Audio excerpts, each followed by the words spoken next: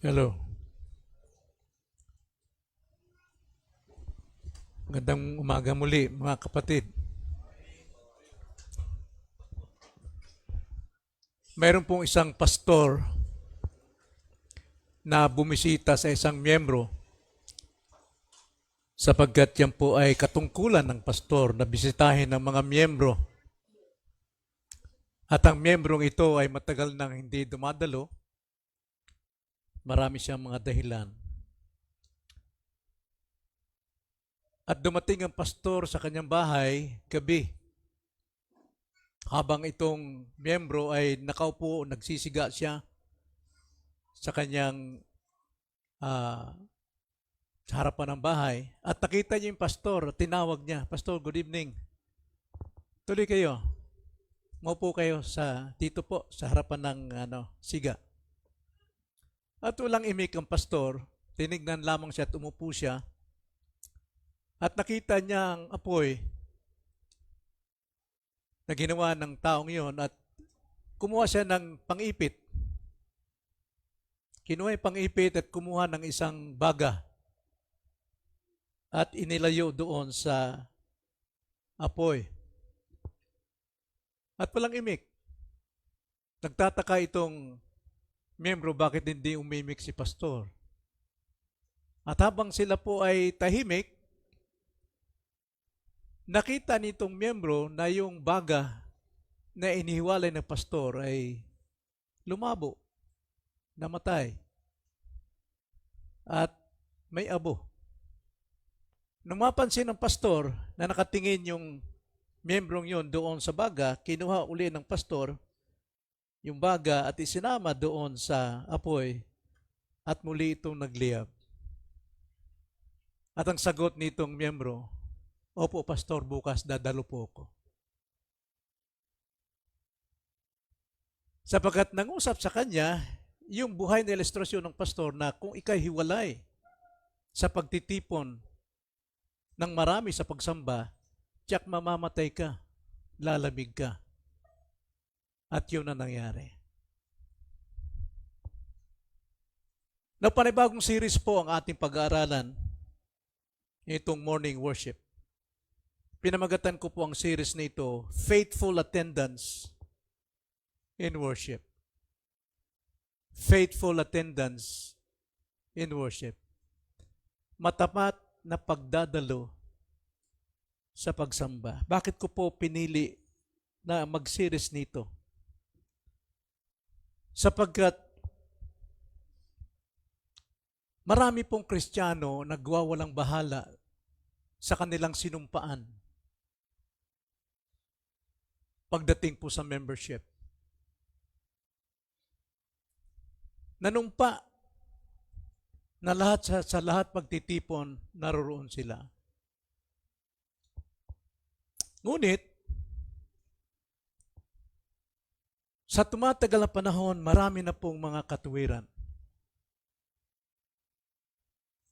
na sila po ay hindi tapat sa kanilang panunumpa sa Diyos at panunumpa sa presensya ng mga kapatiran. At dahil dyan, pinanghinaan ng loob ang marami at marami ang na-offend, ginaya, nagiging stumbling block. Na nakatuon po ang sharing ito sa kahalagahan ng pagiging tapat natin sa pagdalo ng mga serbisyong pagsamba sa iglesia. At binibigyan ng diin dito sa ating pong panimula ng sharing ito, yung corporate worship. Alam niyo naman sa isang kumpanya, korporasyon, hindi pwedeng kumilos ang isa. Hindi napapatibay ang isa kung hindi korporasyon ang kumikilos o nagkaroon ng desisyon. Diyan po, makikita natin kalagahan ng corporate worship sapagkat ito po ang hangarin ng Diyos sa kanyang mga tao. Hanggang sa kanyang pagdating, ay makikita niya na namumuhay sa pananampalataya ang kanyang mga tao. May tanong ang Panginoon sa gospel, sa aking pagdating, makakatagpo kaya ako ng pananampalataya? Napakahalaga po ito, mga kapatid. Masabi natin, nasaan sa Biblia yan, Pastor, na kailangan nandyan ako every meeting? Hindi natin masasabi na corporate ang worship natin kung kulang, kung wala ang mga kabilang sa korporasyon. So napakalaga po na ito po ay pag-aralan natin. Binigay ng Panginoon sa akin ang mensaheng ito, series na ito.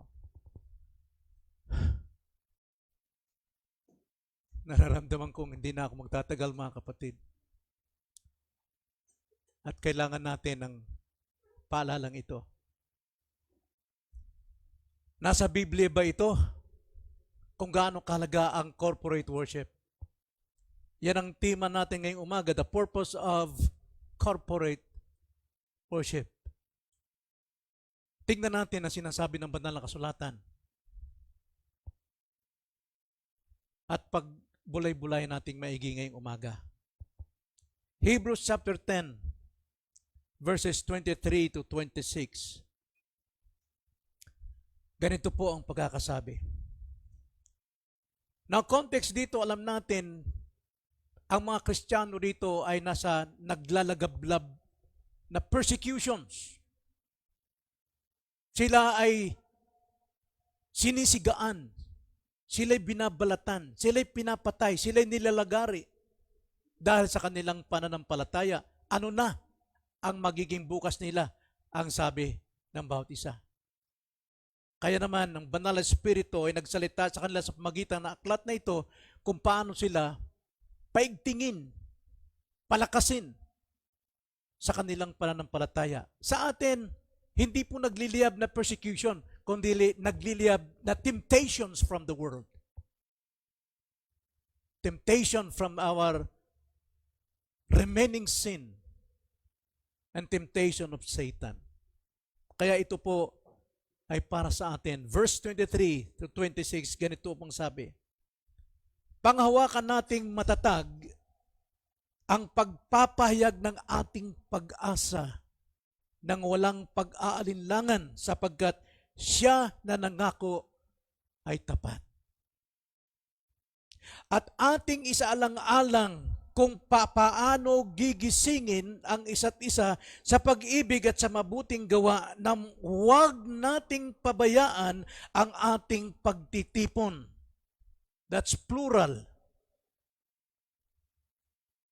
Gaya ng ugali ng iba, kundi palakasin ang loob ng isa't isa.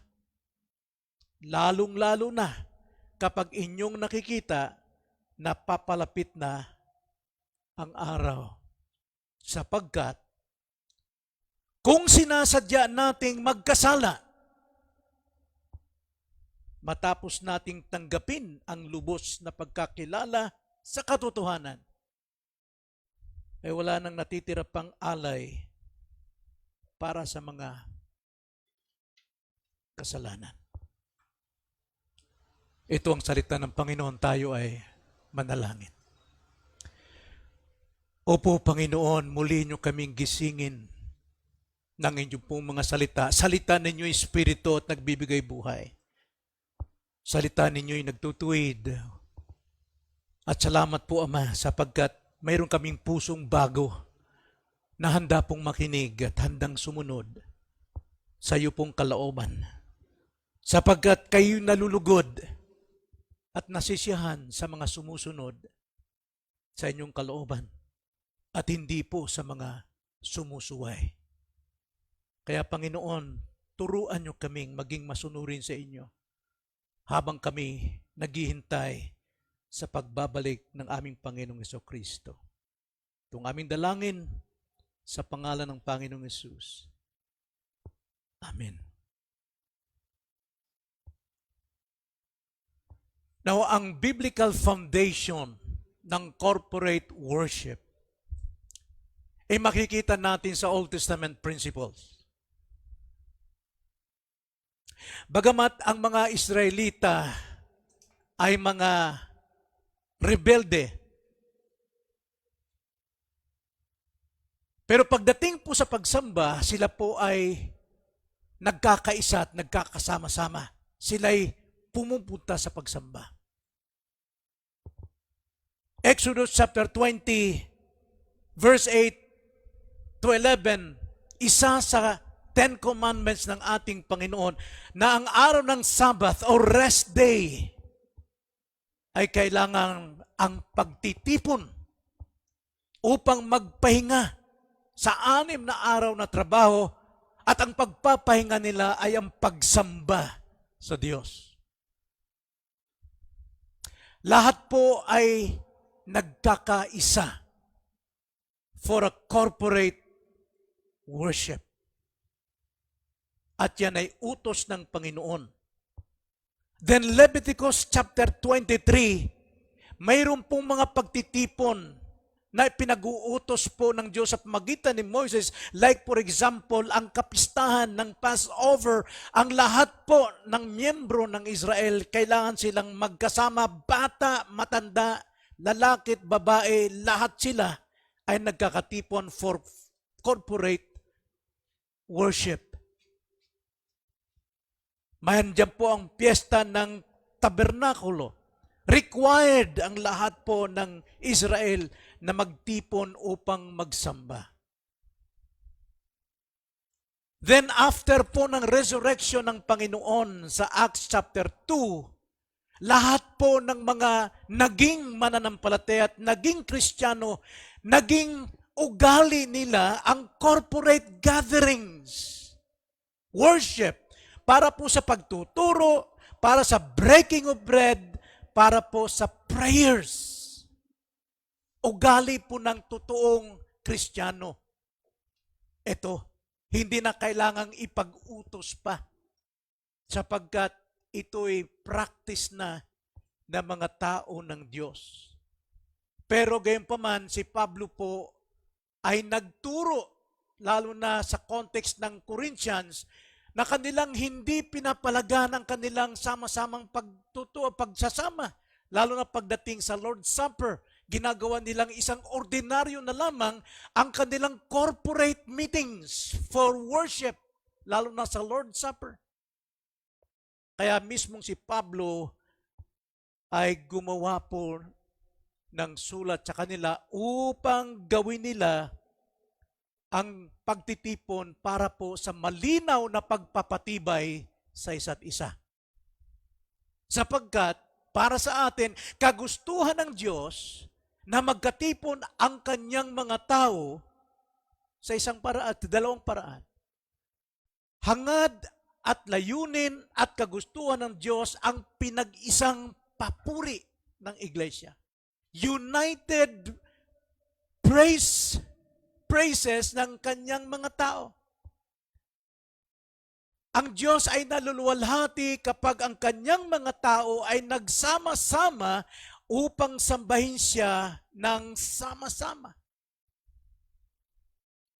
Psalms 22 verse 22, ganito ang pagkakasabi, sa aking mga kapatid ay ipahahayag ko ang iyong pangalan, pupurihin kita sa gitna ng kapulungan.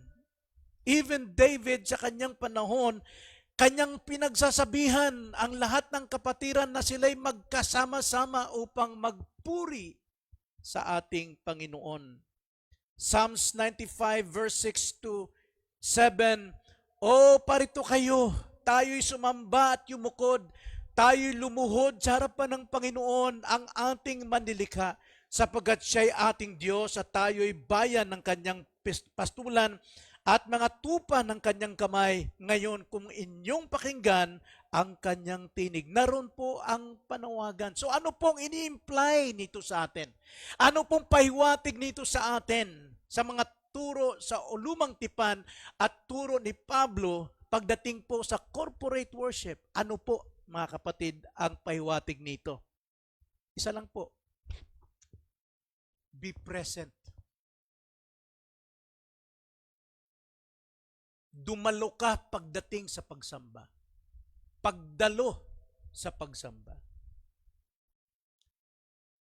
So magbibigay tayo ng dahilan, 3 dahilan, kung bakit napakalaga po ang pagdalo. Pagdalo meaning taking action, paghakbang. Marami kang dahilan, maring may lagnat ka, pero kaya mo naman humakbang ka sa pagdalo. Sapagkat pagdalo po dito ay hindi po ito name o anuman, kundi ito po ay action word, pagdalo. Basahin natin 10:24 ng Hebrews, ang ating text. Ganito po ang pagkakasabi. At ating isaalang-alang kung paano gigisingin ang isa't isa sa pag-ibig at sa mabubuting gawa in the context po ng pagdalo, na huwag nating pabayaan ang ating pagtitipon. Pagtitipon is not a noun, but it is an action word. At ang action word dito ay continuously. So kailangan tayong dumalo. For what purpose? Palakasin ang isa't isa. Na paano mo ba papalakas ang isa't isa kung wala ka? At kung mababalitaan namin, hindi nagre-report sa pastor, kundi nandun sa chat. Katungkulan natin, it is our responsibility as a members na dapat mag-submit doon sa leaders na tinalaga ng Diyos na mananagot sa inyo. Hebrews 13 verse 17. Hindi kung kanino kayo nagpapaalam.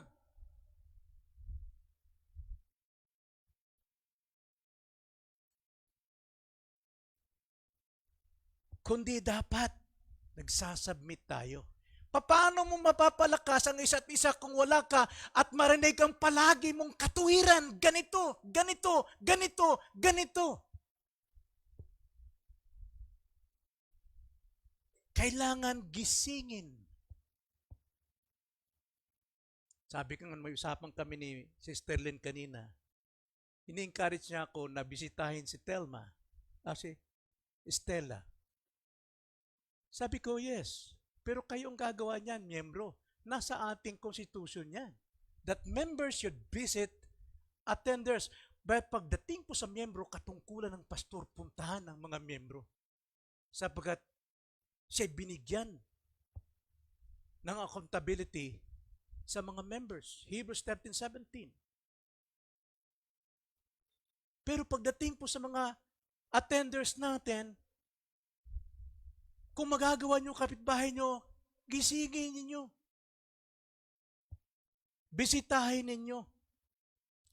Gisingin ang isa't isa, ang sabi doon. Gisingin ang isa't isa. Bakit po natutulog? Saan natutulog? Sa pansitan. Natutulog sa sanlibutan.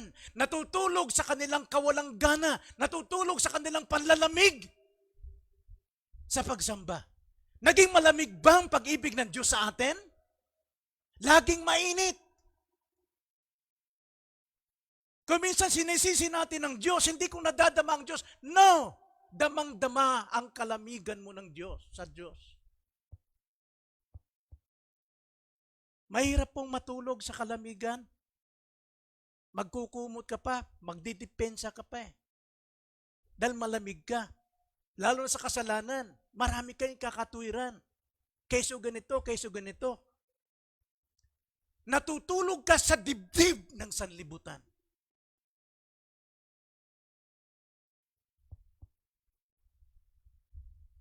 Kailangan silang gisingin. Kailangan gisingin. Bakit po? Gaya ng illustration natin kanina.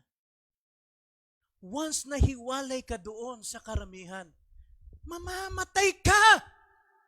Manlalamig ka! Huwag mong sabihin hindi totoo yun. Kitang-kita natin. Nararanasan natin. Manlalamig ka. Bakit po? Sapagat ang iglesia ay lugar ng pagsasama-sama ng pananambahan ng magkakapatiran. Diyan tayo nag-iinit. Nararamdaman natin ang pag-ibig ng bawat isa, ng kalinga ng bawat isa, concern ng bawat isa, kumustahan ng bawat isa. At ito yung lugar na kung saan nalalahad yung ating problema at ikay natutulungan ng bawat isa. At higit sa lahat, ang salita ng Diyos, alam ang iyong kalalim-lalimang problema. Salita ng Diyos ay tulad ng tabak na magkabilit-talim. Papasok yan sa pinaghiwalayan ng iyong espiritu at kaluluwa upang ilantad ang kasalanan mo. Tanging yun lamang ang paraan para mapagaling ka sa panlalamig. Anong dahilan ng panlalamig mo? World! Of course! Sin! At kailangang initin ka sa salita ng Panginoon. Nagbabasa naman ako, yes, anytime pwede mong bitiwan yung Bible mo. But sa preaching, you have to sleep para hindi mo marinig. Pero ito ba yung lugar ng pagtutulugan natin? Nandito tayo for corporate worship. Damay-damay tayo, nagkakaisa tayo. So ang iglesia ay lugar ng sama-samang pagsamba ng mga magkakapatid. Huwag nating sanayin sa ating sarili ang pagtulog sa kalamigan ng ating espiritu. Tungkulin natin yun, that's progressive sanctification. Na kailangan gisingin natin ang ating sarili, ihakbang natin ang ating sarili. Huwag tayong magpadaig sa ating kahinaan ng laman. Kunting sipon, kunting ubo. Ba't hindi ka magmask? Nandito.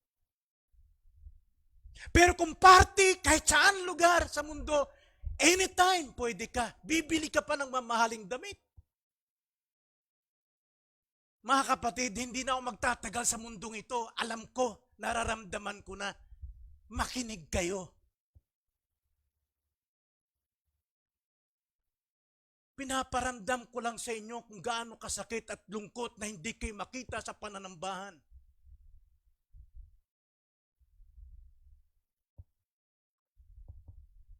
Magkaisa tayong dumalo at magpatibayan tayo ng ating pananampalataya sa Diyos.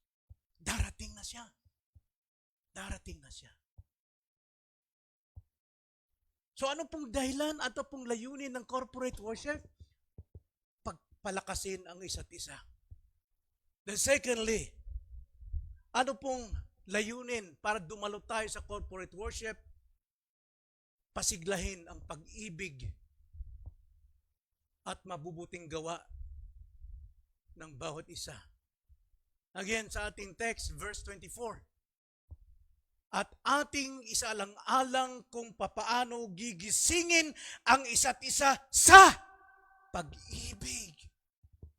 Pag-ibig sa Diyos, pag-ibig sa kapwa, pag-ibig sa gawain, pag-ibig sa lahat ng serbisyo ng Panginoon, at sa mabubuting gawa. That's good works. Sapagkat mabubuting gawa, mga kapatid, hindi rin sa atin. Remember Ephesians 2:10, tayong pinakadakilang likha ng Diyos kay Kristo na tayo po'y pinaghandaan ng good works upang siya nating ipamuhay. And worshiping, attending worship is a good work. Ito po'y ayaw ng sanlibutan. Kaya search natin ang ating puso, bakit ayaw nating sumamba? Bakit ayaw nating dumalo? What's the reason? Anong dahilan? Bakit marami kang katawiran?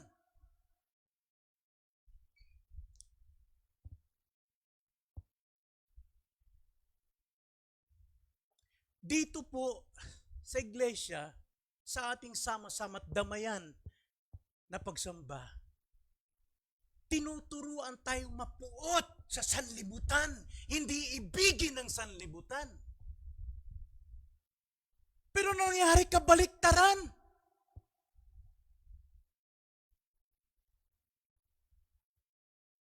Ayaw na natin ng sama-sama para sumamba. Pag sinabi mong sama-sama, may gana ka o wala, dapat humakbang ka upang magkasama tayo para palakasin ang isa't isa. Dahil kung lagi na lang ganon, lagi kang may katwiran, may dahilan, hindi ka may makasamba, hindi ka makasamba, kasi ganito, lumang tugtugin na yan, mga kapatid. Ang totoo, kasalanan ang nagdidikta sa'yo. Kaya ka ganyan.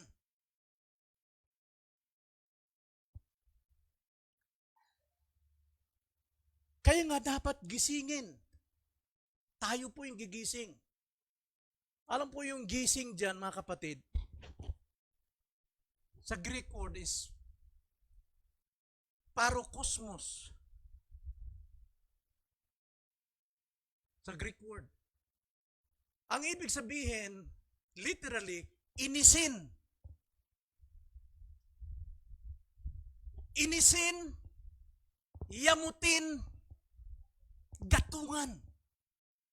Ibig sabihin po niyan.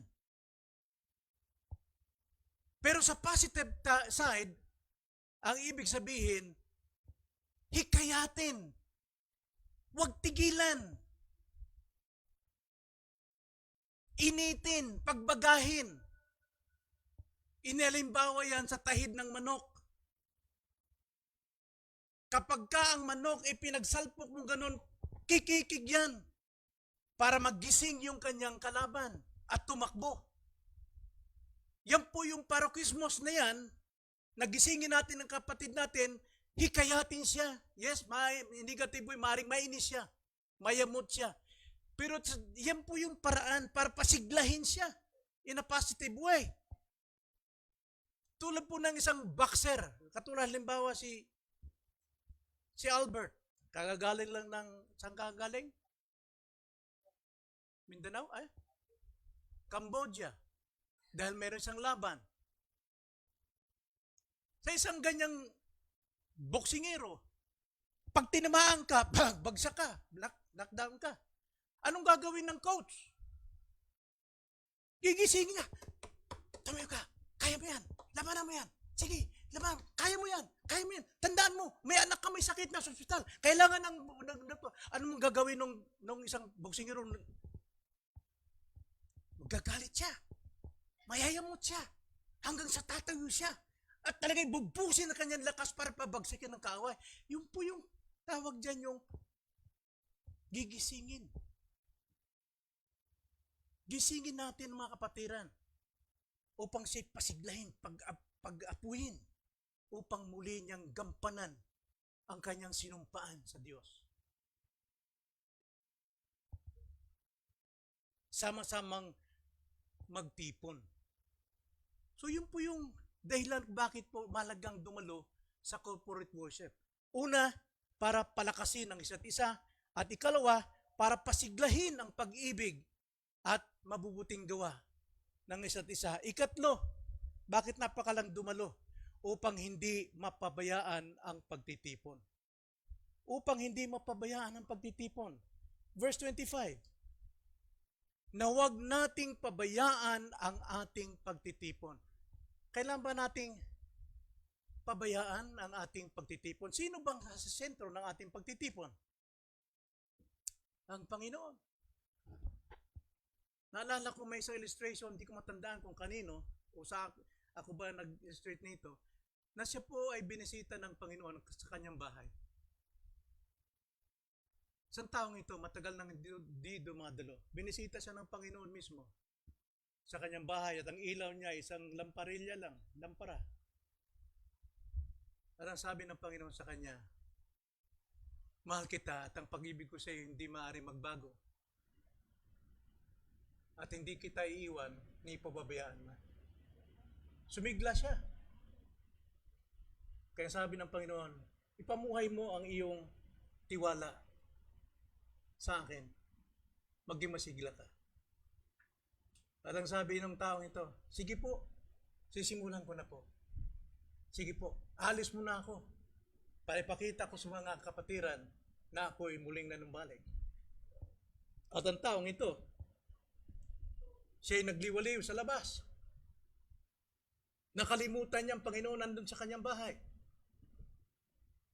Sumama siya sa mga kasayahan ng mga tao, ng kanyang mga kaibigan. Hanggang sa naalala niya, may 1 linggo na hindi siya umuwi ng bahay. Sabi niya, nandun pa kaya ang Panginoon?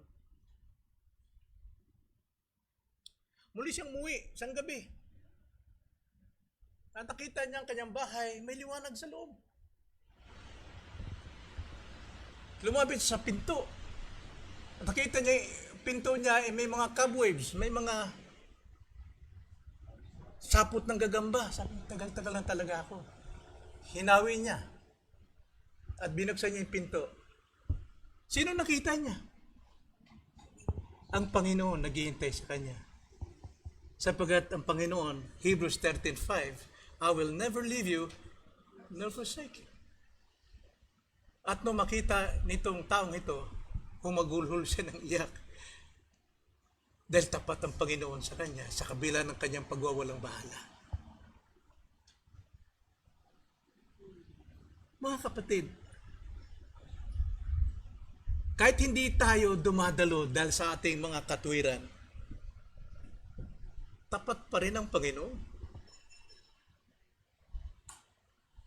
Pero itong aral na ito, series, bakit mahalaga ang pagdalo? Upang hindi natin mapabayaan ang pagtitipon.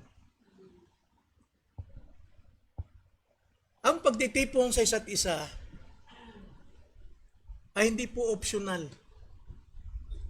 Kung kailan ka lang may gana o wala ka na, naubusan ka ng pangangatwiran. Hindi po yan. Ito'y mahalagang bahagi ng pagsunod natin kay Kristo. Remember this.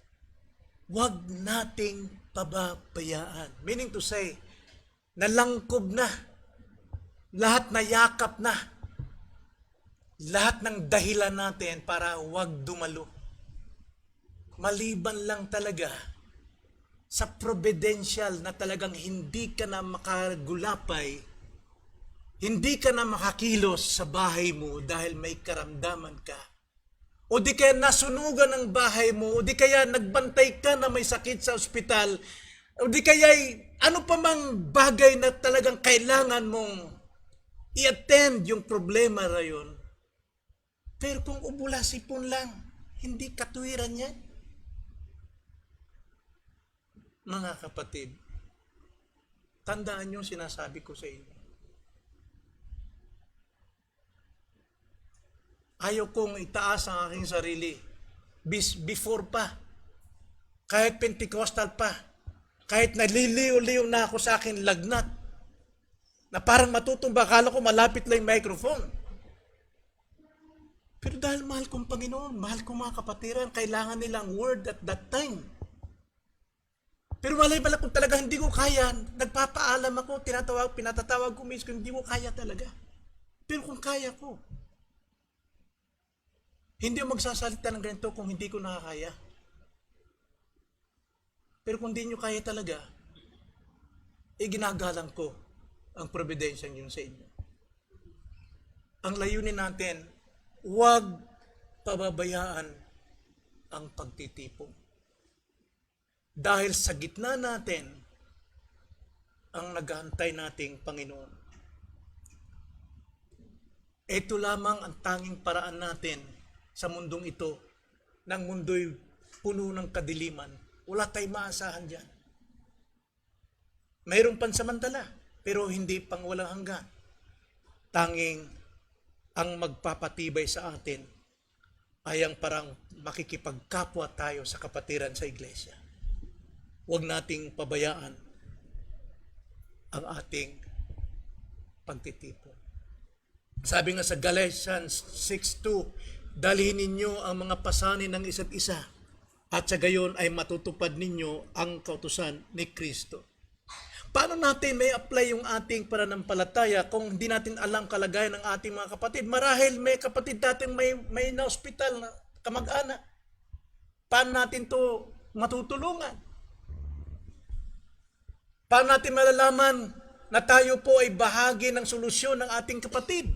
O tayo naman ay nangailangan ng bahagi ng kapatiran para tayo malutas sa ating problema? Huwag nating pababayaan ang ating pagtitipon sapagkat una sa lahat, kalaguan po as a Christian ay nagsisimula po o nagpinagmumulan ang corporate worship. Andiyan ang word. Kailangan natin magawa ang una, prayer, singing of hymns, giving of our love gift and tithes and offering, listening to the scripture read, then listening to the scripture preached, and the testimony of one another. Yung po yung nakapagpapatibay sa atin, mga kapatid, sa ating corporate worship. So sa ating pong pagtatapos, mga kapatid, ang layunin ng pagdalo sa corporate worship ay upang gisingin tayo sa pagkakatulog natin sa ating sariling kasalanan. Maraming dahilan. Gisingin tayo. Paano kung pabayaan na lang kayo? Sige, kung kailan nyo gustong dumalo. Hindi nyo marinig ang salita ng Panginoon. Hindi nyo marinig kung anong kalooban ng Diyos sa iyo sa araw na yon. Kung mag-skip ka ng isang Sunday, isang message lamang na pinag-aaralan ng mga pastor for 2 to 3 weeks or 1 week, tapos wala ka at that present, sayang. Basahin nyo Hebrews 13:17. Hindi ikatitibay o ikabubuti sa iyo kung nagdaramdam ang pastor. Sa tuwing hindi kayo makita sa inyong kinalalagyan sa upuan, masakit po sa amin sapagkat ang aming concern kayo, hindi aming sarili, kayo.